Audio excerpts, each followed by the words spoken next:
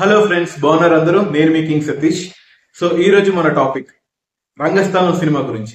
అసలు రంగస్థలం సినిమా అంత పెద్ద ఘన విజయం సాధించడానికి గల కారణం ఏంటి? అసలు రంగస్థలం సినిమా మనం చేస్తున్న వే కరెక్టేనా కాదా? ఈ వీడియో మొత్తం చూస్తే మీకు ఒక ఫుల్ క్లారిటీ వస్తుంది. సో వీడియో ఎక్కడ స్కిప్ చేయకుండా చూడండి. ఇది ఒక గ్రామ కథ కాదు, భయంతో నడిచే సమాజం యొక్క కథ.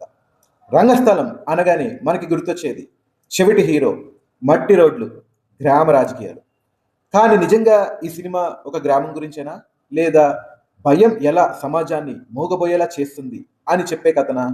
ఈ వీడియో పూర్తయ్యేసరికి రంగస్థలంని మీరు కేవలం సినిమాగా కాదు, ఒక రియాలిటీ మిర్రర్లా చూస్తారు.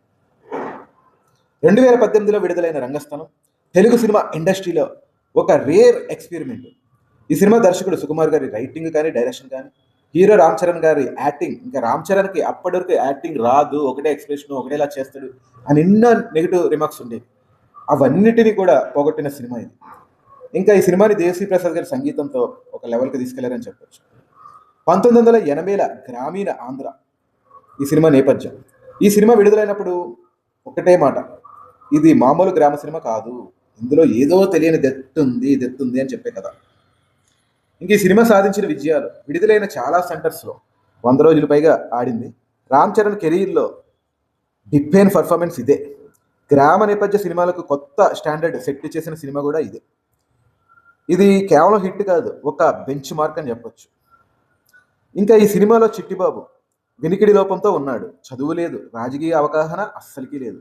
సాధారణంగా మనం అనుకుంటాం ఇతను బలహీనుడు అని. కానీ నిజం ఏంటంటే చిట్టిబాబు బలహీనుడు కాదు, అతను నిజాయితీగా ఉన్నాడు. ఒక నిజాయితీగా ఉన్న నిజమైన మంచి మనిషి. గ్రామంలో అన్యాయం జరిగినప్పుడు చిట్టిబాబు ఒక్కరే రియాక్ట్ అయ్యే సీన్ ఉంటుంది. మిగతా వాళ్ళు ఎందుకు సైలెంట్గా ఉంటారు? భయం. రంగస్థలంలో అసలైన విలన్ ఎవరు? జగపతి బాబు పాత్ర, ప్రకాష్ రాజా కాదు, కేవలం భయం. గ్రామస్తులు మాట్లాడడానికి భయపడే సీన్స్, నాయకుల ఎదుట తల వంచే సన్నివేశాలు. ఈ గ్రామంలో శబ్దం లేదు, ప్రశ్న లేదు, ఎదురుమాట లేదు. భయం ఒక పాలనా పద్ధతి అయిపోయింది. ఈ సినిమాలో అత్యంత ముఖ్యమైన విషయం ఏంటంటే చిట్టిబాబు కాదు, అతని అన్న కాదు, కేవలం అక్కడ ఉన్న భయమే ఈ సినిమా కథ. అన్న చదువుకున్నాడు, రాజకీయ అవగాహన ఉంది, మార్పు కావాలనుకుంటాడు, కానీ అతను మాటల వరకే పరిమితం. అన్న ఓటు విలువ గురించి మాట్లాడే సీన్, చిట్టిబాబు చెప్తాడు యాక్షన్. ఈ కంటెంట్ సినిమాకే సోల్ అనమాట. క్లైమాక్స్లో నిజం బయటపడే సీను, అన్న త్యాగం, గ్రామస్తుల భయం, చిట్టిబాబు ఆగ్రహం.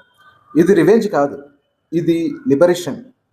చిట్టిబాబు పోరాటం తన కోసం కాదు, అన్న కోసం కాదు, గ్రామం కోసం. ఈ సినిమా ఎందుకు డిప్లే కరెక్ట్ అయ్యింది? ఇది ఫంక్షనిటీ కాదు, ఇది ఎక్స్గ్యారంటీ కాదు. చాలా గ్రామాల్లో భయం ఇప్పటికీ రియాలిటీ. అందుకే ఆడియన్స్ అనుకున్నారు ఇది మన కథ, మన ఊరి కథ అని. రంగస్థలం గురించి ఒక్క మాటలో చెప్పాలంటే, భయంతో ఉన్న సమాజం ఎప్పుడు మారదు, ఎదిరించినప్పుడే మారుతుంది అని చెప్పే కథ. ఇది గ్రామ సినిమా కాదు, ఇది పొలిటికల్ సినిమా అసలు కాదు, ఇది ధైర్యం మీద తీసిన సినిమా.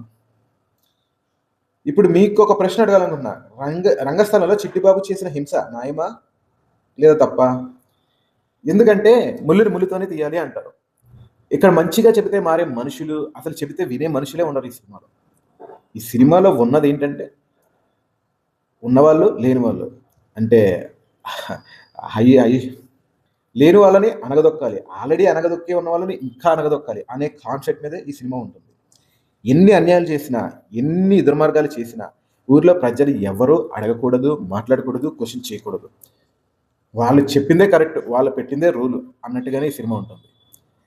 అలాంటి వాటికి హీరో అన్న చదువుకొని ఈ ఊర్లో ఎంత అన్యాయం జరుగుతుందో తెలిసి తానే పోటీ చేసి రాజకీయాల్లో తను ప్రజలకి మంచి చేయాలని వస్తే ఆ అన్నని చంపేస్తారు.